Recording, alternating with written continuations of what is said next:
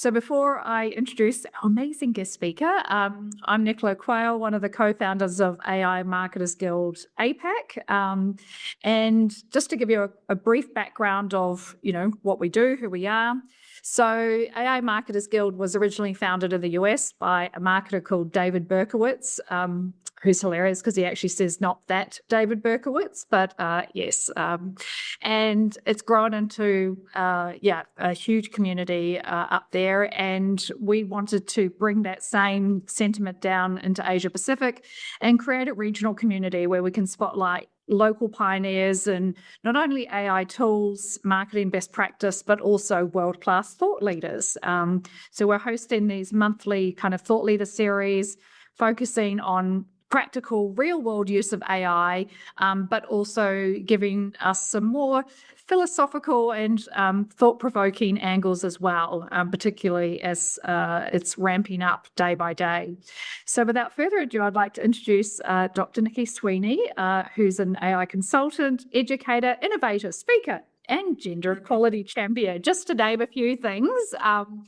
But Nici's, been working with leaders across multiple industries, 20 years of experience, originally as a data scientist in the university space, but now advising hundreds of organizations all around responsible AI and also upskilling, professionals in that kind of practical, ethical implementation. I think a lot of us have been getting on the tools, but there's a kind of whole other layer that we need to start thinking about. Nici also serves as a senior fellow at the AI for Developing Countries Forum and founder and CEO of AI Her Way, as well as a winner of the Australian AI Awards Female Leader of the Year. So you've been busy, Nici. It's very chill, very relaxed.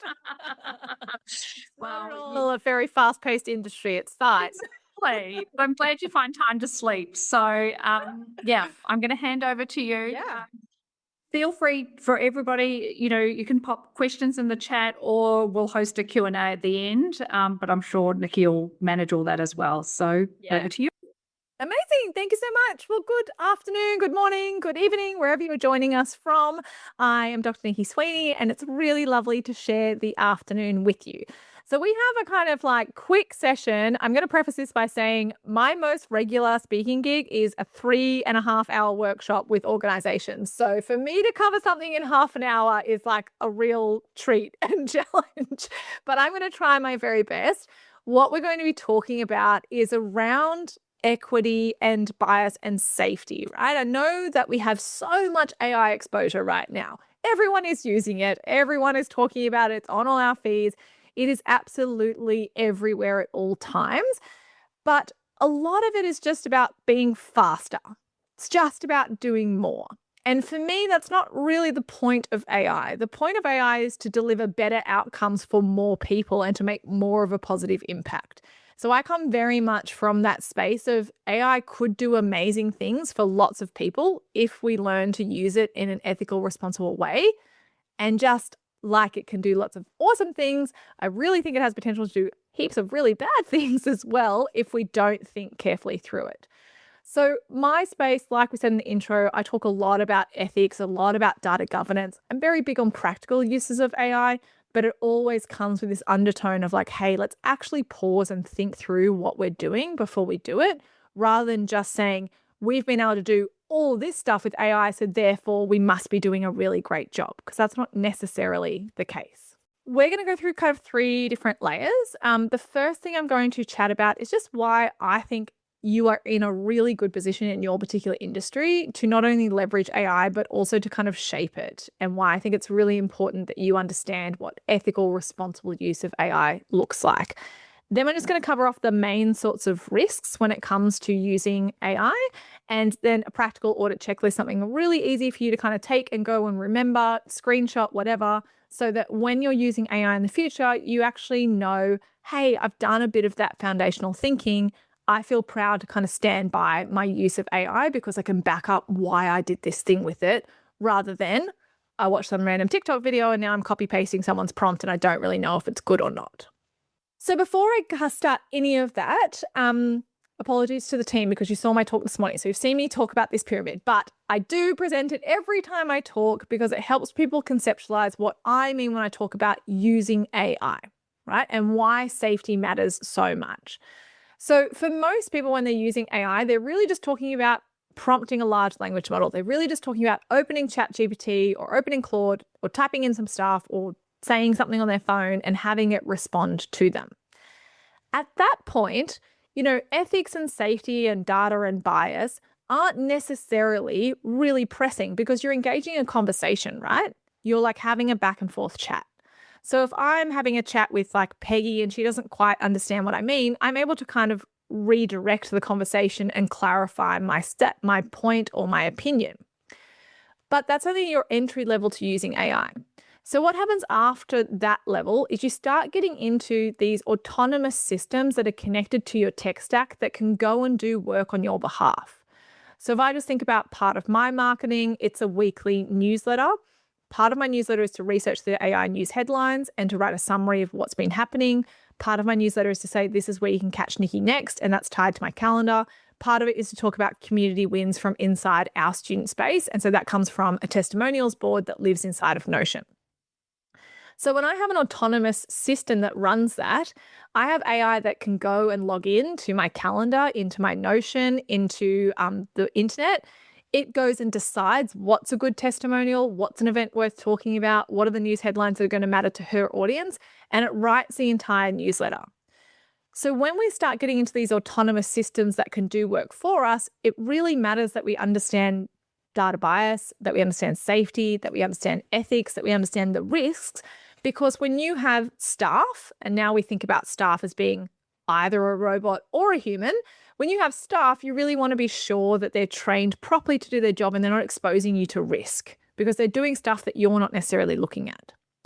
So as you start to develop your skill set in AI, and I give whole workshops on how to build this skill set, this session is not that, but as you get acquainted with what is available to you in the AI space right now, this stuff matters more and more. So you want to practice it early on. You want to practice it just in your everyday chats with AI so that it feels normal by the time you have autonomous AI staff members. So shifting your thinking around safety because, shifting your thinking around safety to say, okay, maybe it's not always in my face when I'm just using these tools on a day-to-day basis, but it will matter when you have AI staff. And we have AI staff everywhere. We have more AI staff than we have humans. We have about a 10-to-1 ratio. So 10 AI staff members to every 1 human staff member. That's how our business runs, and it will be the new normal. Right now, I get away with this being kind of special because not that many people are doing it. But at some point, this will be the way that businesses are expected to run. And you want to be really sure that these are representing you as an employee, you as an organization, you as a brand, you as a business, because they're going to be doing autonomous work without a human necessarily watching everything that they're doing. So this is where your superpower comes into, because I work with lots of different industries, like very, very different industries, everyone from like doggy daycare to mold restoration to the World Wildlife Fund to the United Nations, right? I'm talking a big spread of industries. And what I love working with are people in creative industries, including people in marketing. The reason why I love working with you is because you shape how other people perceive this stuff. So when we're in marketing, we are also defining the stories and the narratives that are out there in the world. And when you understand what responsible AI use looks like, you can put that out into the world, and that shapes how people perceive what is happening in this space and how they perceive society. So just as a little story, as an aside to that, when we think about marketing, I'm going to show you an image issue, but there are lots of image issues with getting AI generated images, right? So one of them that was a classic, I presented to a bunch of doctors, and it took me 46 attempts with an AI image generator to get a picture of a female doctor. They were all men before that. It actually gave me a picture of a child dressed up as a doctor for Halloween before it gave me a female doctor. So 46 attempts at this. Now, I can instruct AI to explicitly make me a female doctor with certain demographics, certain skin texture, certain height, certain weight. But if I just asked for a doctor, it gave me a man 46 times over. So when we are in marketing, we're leveraging these tools to create stuff that will be seen by the outside world. You have a responsibility to inject diversity and representation at that level. One, because it's good for you. It's going to protect you from all of those kind of data bias and stereotypes and harm. but 2, it's because it actually shapes how everyone else sees the world. There was a study a couple of years ago that young girls were already changing their mind about what job they were going to do because of how much biased information ChatGPT was putting out into the world.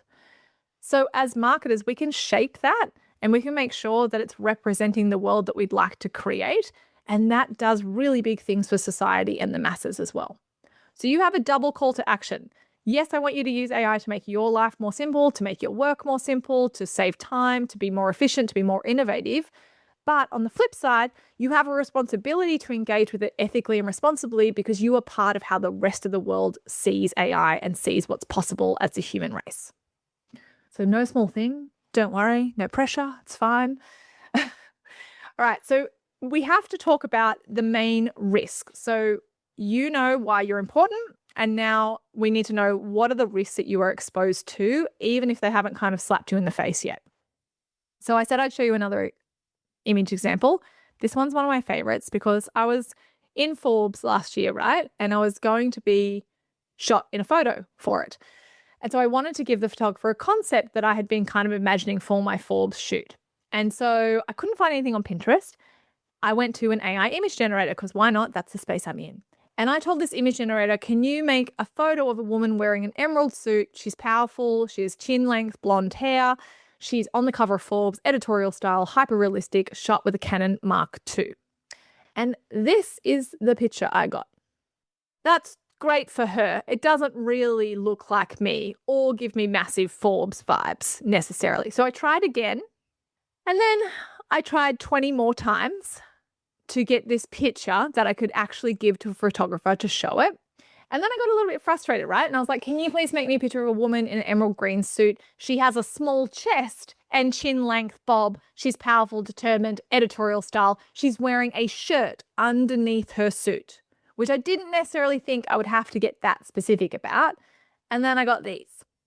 So when you are working with AI, it's really important to remember that you are exposing yourself to a tool that has a lot of information in it, but its entire algorithm is made to present the patterns in that information. So the reason why we get, Chesty LaRue here, like good on her, is because when I ask for a picture of a woman standing in a forest, these AI tools are looking at all the pictures that they have of women in order to inform what they present to you. I have not been specific about clothing, stature, height, weight, skin texture, demographic, ethnicity, anything, right? So when I've said woman, it's gone, well, to the best of my knowledge, the pattern that I recognize in the training model that I have is this. It's blonde, it's white, it's very young, it's poreless, it's flawless, and, she's got quite a chest on her because that's what the training model is telling us. So your risks are inherent every time you use AI, right? Because it is a data processing machine that's looking for patterns in data, and it's looking for the patterns in data across the last 30 years of internet. The internet is not amazing. We all know that. And so we're seeing that reflected through there. So you have this data bias. It's a lens towards the last 30 years of internet information. It's a lens towards very Eurocentric, very Western-centric, very male-centric information because that is who has contributed to the internet for the last 30 years. You also have issues around privacy and data security. So if you enter in information, you need to be aware who owns that information after you finish talking to it. Best rule is turn data sharing off if you're using ChatGPT or Claude. And you also need to be aware that it does cost the environment, right? So your main risks here are data privacy, data bias and stereotyping, and then also the environmental cost. Again, I give whole talks about this, but the great thing to remember with environmental costs is we all make environmental decisions every single day. The fact that I'm wearing a piece of clothing made of cotton has a water footprint and an environmental cost. I own more tops than are absolutely necessary to keep me warm, but it's a cost-benefit analysis, all right? So there is a great paper out that shows that eating a beef hamburger is equivalent to about 100,000 queries with ChatGPT in terms of water footprint usage, right? Because the agricultural industry uses huge amounts of energy and huge amounts of water. It's good to remember that we don't want to waste it. It's like leaving the light on when you leave the room. If it's not essential, don't do it. Don't make like weird cat videos with ChatGPT just because you can. But when we actually use it to save us time and when we actually use it to make a positive impact, that is a good use of AI, at least in my books, especially compared to all the other micro decisions we're making about our environmental impact on a day-to-day basis. But remember that data bias is in there every single time. It is a pattern recognition machine. Unless you inject the diversity of pattern, it will make assumptions for you. So we're going to talk about how to solve that one. Environmental cost that is touched on, and data privacy security, turn data sharing off as a basis. If you want to know more about that, please reach out. So this is the way that you're going to deal with that, right? This is really base level. So if you're at level 1, you're still talking to AI tools and you're wondering, how do I do this in a really kind of responsible way? This is a simple example about how you can start to consciously use AI and have it perform in a more ethical, responsible way for you. So prompt A is write a LinkedIn post for a startup CEO announcing Series A, right? And that's going to get you a response. And it might be great, it might not be. It might also have inherent bias in there that is hard for you to see because you haven't asked it to do it in a different way. You've just got the one response. So if you instead said, write a LinkedIn post from a startup CEO announcing a Series A, they're a 42-year-old woman of color who founded the company after a 15-year career in climate research, match her authority without leaning on masculine coded language. Straight away, that's going to give you more specificity, but it's also going to redirect some of its bias. So you don't have to change tools. You don't have to be worried about which the best AI tool is.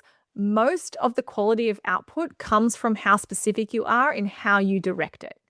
If you specifically ask it to not be biased or to look at something from a different lens or to examine something from another point of view or to present 5 pieces of information that completely refute everything so far and argue the other side of the coin so that you can balance the argument, that's going to lead to way better and way safer outcomes than if you're just directly saying, hey, do this thing for me, and you're taking it and going.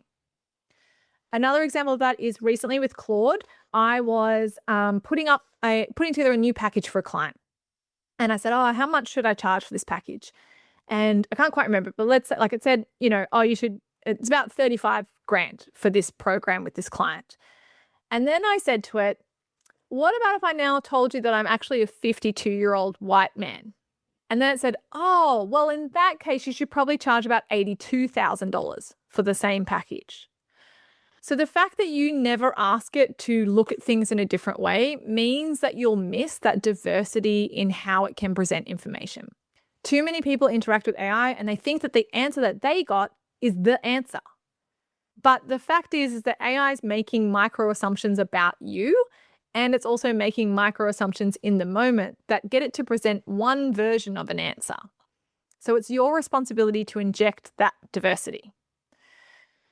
Every time you talk with these tools, we also have to remember that we're helping shape how they behave too.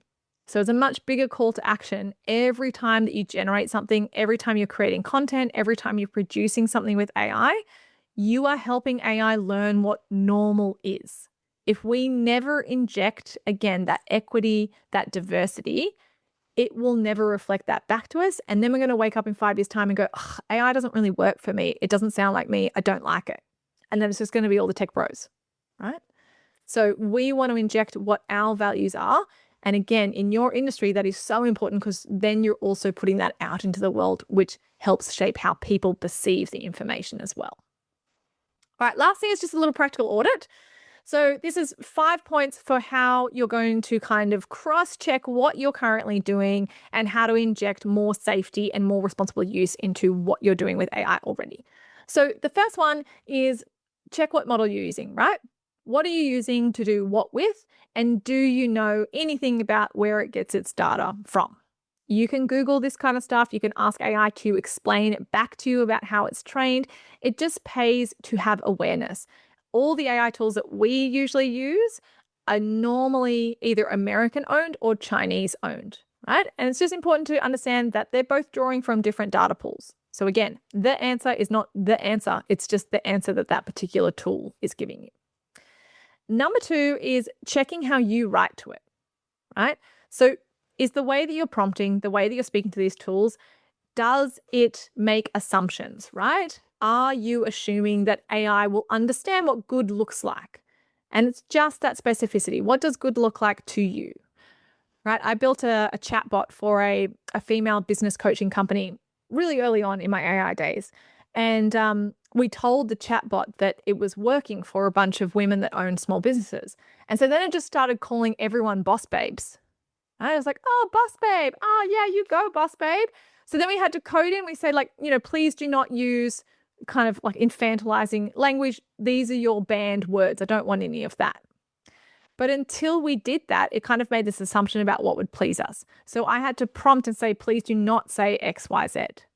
You have to remember when you're using these tools, again, AI is not necessarily going to have your best interest in heart, but it has the ability to take on any persona that you want. You just have to be very explicit about that, and you have the control over that.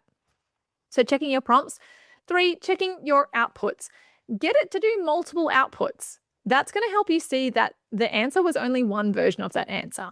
So if we're writing content, if we're writing a newsletter, if we're producing images, what I say to people is while you're learning how to kind of spot what's good and what's not, get it to do 2 or 3 or 5 iterations of the thing so that you can see how it approaches the same task slightly differently every time you ask it. Because that's going to help you learn, when I say make me XYZ, it doesn't do the same thing every time. So I just need to be really explicit about what I expect every single time. Number 4 is the distribution check. So where is this piece of content going to go, right? And is it accessible to everyone? I mean, I know this is part of how you work anyway, but I think it's just really important as we move into more kind of AI generated spaces and we're just making sure that we're checking for equity and transparency and representation at every single level. There was a classic case of, so when Gemini came out with their image generator, people were using it to create historical images. And then a publisher got into a fair bit of trouble because they published some pictures of people during World War II, but the pictures actually depicted like 14-year-old Vietnamese girls because they'd used Gemini to create the picture, and Gemini was trying to be helpful and insert diversity and representation into a historical image, but it just wasn't factually true. So making sure that you're checking your output and that it's serving the purpose that you would desire it to serve. Again, that you're not getting caught up in the, oh my God, I'm able to do so much because I have AI, so therefore I'm not quality control checking it anymore. Remember, if you get fired tomorrow or if your business is hurt tomorrow, AI does not go home feeling bad about that. You are the only person that will feel bad about that. And legally speaking, from a regulation point of view, you also can't blame AI for anything. Any content that you produce with it that you put out there into the world is actually your IP, right? So you need to stand by it.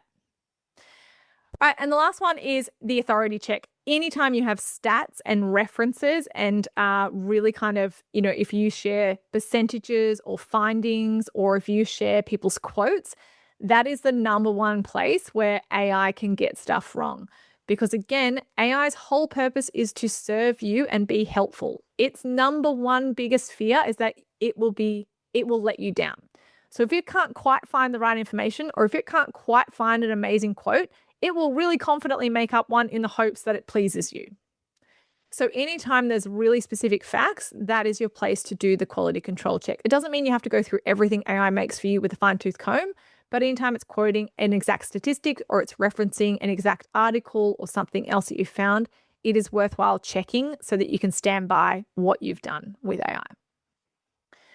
So the last thing is just to remember, if your AI workflow doesn't specify that diversity, it will default to however it was trained, whoever trained it, and it will default to the past. The big thing I say a lot to people is that AI doesn't know what future we hope to create. It only knows what we've done, and then it models its answers off that. So often in marketing, our idea is around changing perceptions, it's changing people's vision, it's changing the way people perceive, products or brands, but even how they feel in a moment. That is often a newness. And you have to be really explicit about how you want that newness to be experienced so that AI can help you get to that point, right? Don't assume that it has your best interests in heart. So your job is deciding what the brand says, how it's felt, how it's seen, right? You don't have to have a responsibility for training the model. You don't have to have a responsibility for picking the right AI tool. You don't have to have a responsibility for writing up the policy. Where your responsibility lies is making sure, again, that you are thinking about ethics when you're engaging with these tools, and that you ensure that AI is representing you, the business, the brand properly. Don't assume that it's going to do that for you. So what I want you to do after now is running that audit on one thing. Choose one piece of work. But if you don't want to choose one piece of work and you just want to go everywhere, I'm very happy for you to go everywhere. It's a framework for you to think through that guideline every time you're doing something from now on. The second thing I want you to try is just adding some diversity by design into the way that you talk to AI. So the next time you're working through something really big, or a strategy or a campaign or a piece of content, I just want you to say like, hey, what are 5 different perspectives that I haven't even considered yet? Or what would someone in a completely different location say about this piece of work? Or, all right, now tell me how this particular persona would feel about this piece of writing. The cool thing about AI is it has, approaching kind of unlimited data entry points. It can take on whatever persona you give it. It can analyze something from a different point of view. It can play the role of 17 different people or even whole focus groups and give you their perspective and opinion, but it will not do that by default unless you ask it to. So remember to inject that diversity and then share. Actually talk about what you've found, what you've come up against. If you're lucky enough to work with other people, I always advise doing like a regular check-in about what we're doing with AI and how it's working. I used to have an AI sandbox hour with my team on Thursdays at 2 p.m. when I had like a corporate job. And I said, hey, all right, in this hour, everyone's going to use AI. Next staff meeting, each person has 3 minutes to talk about something that they found and then something that they struggled with. Having that capacity and the permission to play and share is really important, because this is not a solo sport. AI is changing the way that we work. It's changing what it means to be human. It's changing how we spend our time. It is not just yours to figure out. We absolutely have to be leveraging the community collective to work out the best way forward. As a little freebie of today, we did give you a skills starter kit. So if you are starting out building skills files, which are just files that tell AI how to do a particular thing, if you're starting out with this pack gives you a template to make sure that you've actually thought about governance and ethics within your skills files, so that when you're instructing AI to do something for you, it is absolutely going to think through what are the do's and what are the do nots that are important to this person, so that I adhere to your rules and guidelines every time I'm doing this particular thing. It also has in there 3 templates of existing skills that could be really useful for you to use.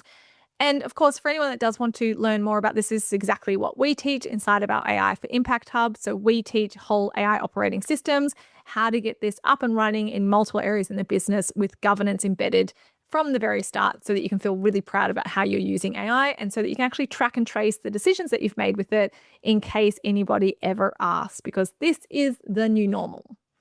All right, that was very fast and very fun, and I hopefully that you got some tips and tricks out of it. Very welcome to stay around for questions or any comments or anything that people are wondering about how they're currently using AI and how to make sure you're doing it in a safe and ethical, responsible way. Oh my gosh, that was well done, Nikki. That's incredible. But I mean, I've got a couple of queries, but I'd love if anybody just wants to unmute if you've got any questions, or pop them in the chat, because you've got Nikki here now. Yeah, use me while you got me. I was going to say, yes. All right. Well, no, that's fine. So look, really interesting, so many thoughts there. But first around exactly that, I think marketers can forget that when they're producing content or campaigns or ideas in AI, that, ultimately they are representing the brand, and some get it terribly wrong, i.e., a thing called Deloitte last year, Yeah. was. So yeah, any other advice, as you said, I think sort of teaching, really spending time to teach, of any other quick bits of advice on, brand guardrails and what people could do today. Yeah, absolutely. So, I mean, I think one of the things is coming up with your kind of your own quick checklist. So what we often do with organizations is we'll get them to come up with like the 3 or 4 absolute do nots with AI, and the 3 or 4 like what's your orange light. So what are the things that you need to check or be mindful of, and just print it out and keep it as like a card. So for example, like before things go live, have we like asked AI to check for its own bias, right? And present any kind of information to us? Have we asked for 3 different iterations of this and kind of compared and contrast? And have we got someone very different from us to also review it? Especially if that stuff is going out on behalf of a brand. And then your like absolute no's might be like, we never ask AI to do kind of like research on statistics. We always kind of go and grab that information ourselves. Or we never get AI to publish stuff without someone's consent or explicit permission. So it's just kind of like those real do's and do nots. And where is your line in the sand? And that line in the sand moves. So, I teach an auto versus ask matrix. So what are the things that you're going to allow AI to automatically do? And what are the things that you want it to ask you about before it does? That line in the sand moves the more that you use AI and the more trust that you embed in it. So for example, like this is not necessarily marketing, but it's part of my brand. I have AI that triages my entire inbox, right? And when I first set it up, I didn't have it send anything. I just had it mark what emails were FYI, what was from a client, what should go to my team. And I watched it do that for a few days to validate it and correct it. Then I moved it to, hey, you can automatically now forward things to my team and give them a one line about why this email is actually something they can help me out with. So then I checked that for another few days, right? And then I said, oh, cool. Now you can automatically archive all those emails that you've said are just FYI once you send me a summary. But I still don't have it send client-facing emails. Right now, it's only allowed to draft emails to clients, but it has to have me check it and then hit send. So a human has to do that step. So that line kind of moves as you trust it more and more. And eventually I imagine that I'll say, cool, you can now email clients, but I just want you to explicitly say that I'm Nici's AI email assistant. Don't try and pretend it's from me. So that kind of moves the more and more that you use it, and the more trust that I have baked in, because I've tested it, because I have rules around what it's allowed to do and not do, because I'm very explicit around the language that we like to use, our brand ethos, our brand authority, and I've seen it work. Again, it's a bit like hiring a person. I'm able to then say, cool, now you're okay to go and do that thing on your own. The flip side of that is also just recognizing it's going to screw up. Like people screw up, people make mistakes, and we forgive them. I think people have this like heightened expectation that if AI ever does anything wrong, they're like, oh, well, that was a failure. We don't think like that with the internet. We all know there's terrible information on the internet, but we still use it because we know it's also really useful. So people aren't going around being like, oh, that Wikipedia entry was wrong, so now I've decided that the internet is not a thing. That's not how we frame that, but it is how a lot of people kind of think about AI. So if it writes one wrong piece of content, if it gives them a biased piece of information, we go, oh, like that's not useful. It is really useful. We just have to recognize that it's not infallible. And so we need to stop putting that lens of like, it's tech, so it's perfect. It's actually code's best attempt at replicating how human brains process and create information. So it has a bit of the same messiness as a human brain. And it's really up to you to be super explicit about your expectations. It's a bit like training a child. That sounds terrible. But like, it's like training a child in that when we are working with young children, you have to be really explicit about your expectations, right? If you want consistent behavior. So like you give them one task at a time. You say, can you go and get your shoes from the cupboard? And then you give them lots of praise when they get the shoes. And then eventually you get them to get the shoes on. And then eventually you say, okay, go and get dressed. And that's a progressive skill set that you build over time. You need to kind of approach AI with that same sort of slowly is going to lead to fast, big results, rather than fast is going to end up being messy and something that you're always going to have to rectify and correct. So it might feel cool to start with, but you're much better off kind of doing the hard yards early on, proving that you can trust it, being really explicit about your expectations, which is why we give you the skills templates. Be really explicit about what you expect it to do. And then as it proves that it's actually doing that thing, then you can give it more and more autonomy. Brilliant. And hopefully the AI won't have a temper tantrum, but yeah. I mean, probably will at some point. Yeah. My AI, one of my AI tools the other day just told me to stop overthinking and move on. You're like, oh. I was like, no, I have not finished weighing up options for hotels. You will analyze 10 more. Now, Peter, if you can come off mute, do you want to ask your question? Otherwise, I can paraphrase.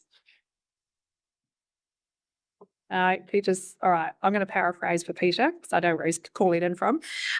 So Peter's question was around trying to find agency level governance, and if you've got different team members testing, how do we streamline that? Yeah. So I mean, I know the horse is kind of bolted because lots of people are testing lots of things. If you work with other people, you have to pause and have the discussion about what's okay and what's not. So I encourage everyone that works, even if you're just working by yourself, right? I encourage everyone to have something documented about this is what we do and do not do with AI. And, for us, it can be like as simple as a couple of paragraphs saying like, we use AI to improve our outcomes by like leveraging high repetition tasks. We do not have data sharing turned on, and our preference is for like these couple of tools. And if clients want to opt out, they can elect to, right? But something that makes it clear, because otherwise you do get rogue use. There's this term called shadow AI use, where a high percentage of employees or a high percentage of workers will be using AI tools without ever talking about it. So there's two parts to that. There's having a discussion around what is okay and what is not okay, and we all have to agree to it. Then there's also the part of the permission thing. When you start having weekly chats about how you're using AI, when you start building out a shared space where people can log what they've tested and what they've tried, it takes away this kind of like stigma attached to AI and makes people be a bit more open about it, which means you can start having conversations around ethical, safe use. So those two things generally help, but just know it's really normal. Every organization I walk into, even like, really big, like billions of dollars organizations, a lot of the time they don't have a clear guideline about what's okay and what's not. And that's a lot of the time what we're helping them to do. So you're not alone there, but it's a good conversation to have as quickly as you can. It's brilliant. Thanks, Nikki. Dax, did you want to come off mute and ask a couple of questions? Yes. Hi. Can you hear me? Yes. Yep. Awesome. So this is a specific question we are doing for one of our clients. So we have been building a series of AI animation films where we have created a character. Think of it like, Paw Patrol or Bob the Builder. And one of the questions that the client actually asked is, it's a series of AI animation films we are doing, whether they can actually, copyright the character, and can they sort of license it? Because it's AI generated. I thought I'll check with you on that. Yeah, it's a really good question. So at the moment, it kind of depends a little bit where you are located around how the legislation impacts you. So it's worthwhile kind of Googling copywriting laws. But at the moment, usually what you create, you are able to copyright. The flip side of that is that it may be reproduced for somebody else using the tool if you've been using a tool that allows it to be trained on your data. So for example, like Midjourney is one of the big image generators in the AI space. If you create art with Midjourney, you are allowed to sell that art and you do have copywriting license to it. But there is also a possibility, because it's part of Midjourney's data training model, because it created it, it may reproduce that same piece of art for somebody else. And then they also are able to kind of go and do that. So if, as quickly as you can, if you can kind of trademark that and license it, it's this kind of safest way to go. But yes, you are allowed to do that. It's not necessarily AI's to own. Once you've created it, it's considered your property. Mm-hmm. Right. I had the similar thing happened with the music as well, because we created this video which has a background score. So we are using a commercial license for Suno, but Yes. they wanted to know whether they can actually distribute this on Spotify as well as other mediums, whether they have the license to do that, even though we have a commercial license for Suno. As far as I know, yes, because there's been quite a few viral songs on Spotify that are created by Suno. All right. Perfect. Gosh, that's crazy.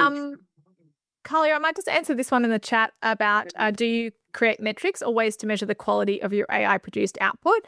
Yeah, absolutely. So it's like having staff. You have KPIs, like you have performance metrics. We have performance review meetings with our agents. We look at what they're doing. But even just in a single kind of prompt or a session, if you're just working through like on a desktop large language model program, you can have ways for it to cross-check what it's done and then give you a self kind of evaluation. And that's pretty straightforward, right? So you just kind of get to the end of doing something and then you're like, all right, can you now examine everything you've done for possible bias? Are you pushing any possible stereotypes? If someone came from the Gender Equity Council, how would they examine this problem? Like, you can ask it to role play as some people in that space and kind of poke holes in its own story. So a lot of the time when I'm working on strategic things or ideas or big campaigns and like chunky work, I'll get to the end and I'll be like, what are 5 weaknesses here that I haven't even considered? Or like, what is going to be a way that someone analyzes this where it's possibly, I don't know, going to make them feel excluded that I haven't yet thought of? So I'll just phrase a few different questions like that and get it to spit back things. The important thing to note in that is that if you ask it, you know, have I possibly, I don't know, left anyone out of this? Because you phrase the question like that, it's a leading question and AI doesn't want to disappoint you. So it will absolutely point out people that you've probably left out, even if you haven't really left them out. So at that point, that's where your critical judgment really comes into play. It's going to present a bunch of information to you and you get to be the one to decide how much it actually matters or not. Because AI's whole purpose is to please you. So if you say, what are 5 perspectives I've missed out on? What's another way of analyzing this problem? What would someone in a different socio-demographic range think of this? What would my ideal client, what would they love about it? What would they hate about this? All of those sorts of questions. Even if your ideal client actually wouldn't hate anything, it's going to try real hard to come up with something that the ideal client will hate because it wants to please you and answer your question for you. But it's a nice way of kind of capturing lots of different perspectives. I kind of liken it to having a board of advisors. So you do a piece of work and then you throw it out and you make AI take on different personas and analyze what you've done. They present their findings, what they like about it, what they don't. It's ultimately up to you about which way you go with it. Great, thank you. And just quickly to tag on if time allows, what about from an AI kind of tech stack perspective in terms of like there's so many different tools to choose. A lot of the AI offerings have their own kind of center of gravity, the thing that they do quite well. Like when you're, for your own business or when you're consulting for other people's businesses, is there an approach that you take in terms of like pitching one tool over another? I don't, but because I'm very pro being tool agnostic. So the way that we teach things and even, talking about having like skills files and stuff, we have all of that on our own servers. So for us, everything that we create, every like project that we're using, every AI agent that we have, all of its files and its, everything that we've used to design it will also live, for us, it lives in Notion, but like, Google Drive, SharePoint, whatever. Because it means like when things like the start of this year happened where everyone went, oh my God, Claude's amazing. And then all these people are like, oh, now I have to take all my stuff from ChatGPT and put it on Claude. We just didn't have that problem because all of our stuff existed in a central place. Some of it was in ChatGPT, like being used in ChatGPT. Some of it was being used in Claude.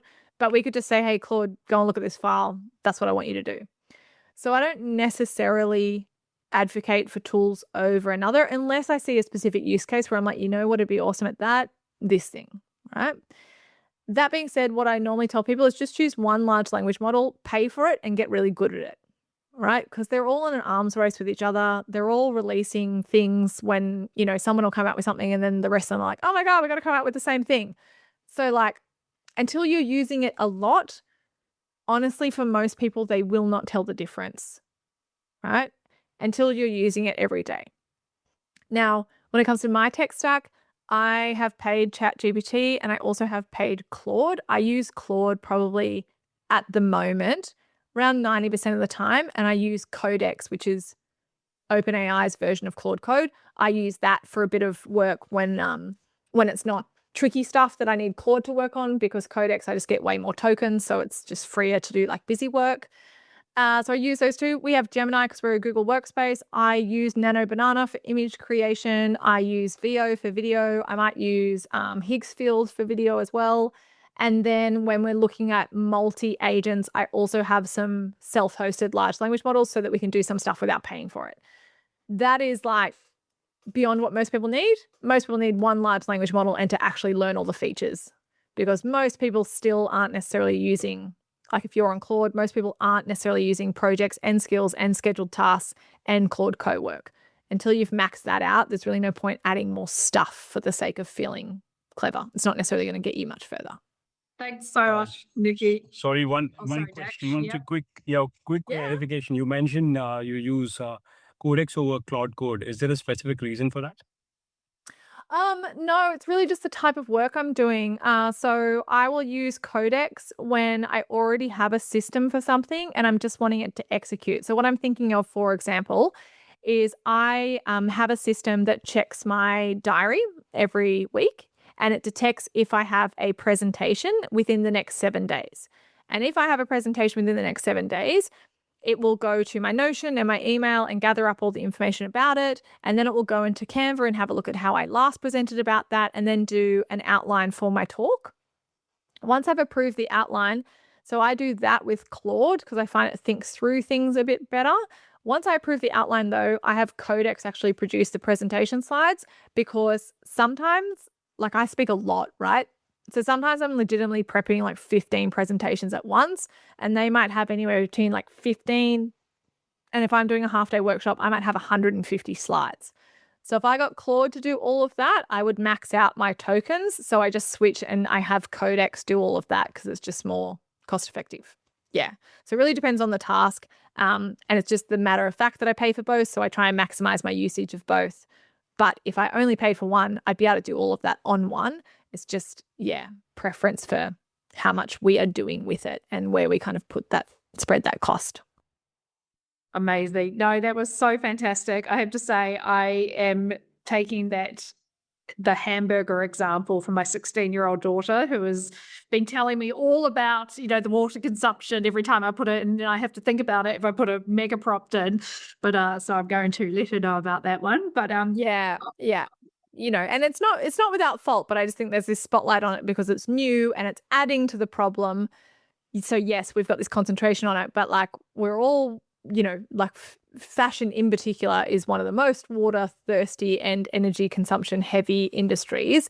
And yeah, AI is not coming close to that yet. And also the flip side of it, not that it's an individual user's problem, but probably the only way that we're going to be able to green AI is to use AI to work out how to make AI greener. So there's this little bit of a catch-22 in that we are probably going to solve some of our really big humanitarian problems by leveraging tech.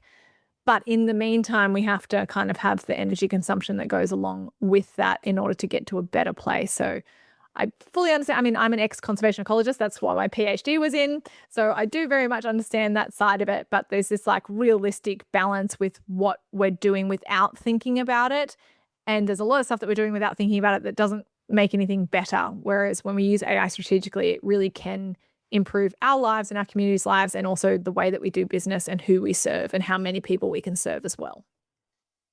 to your point, being mindful at our prompts and critically thinking around the output. And I think that's been one of the key takeaways here today. So thank you again, Nici. I hope you can get some time out tonight because I know it's been a big day for you. Oh, I know. I feel like if I talk anymore, I'm going to lose my voice, but it's fine. We live to reign another day. Thank you so much for hosting me this afternoon. It's been a real pleasure to join you and really nice to see some of your faces and to meet you as well. Thank you so much.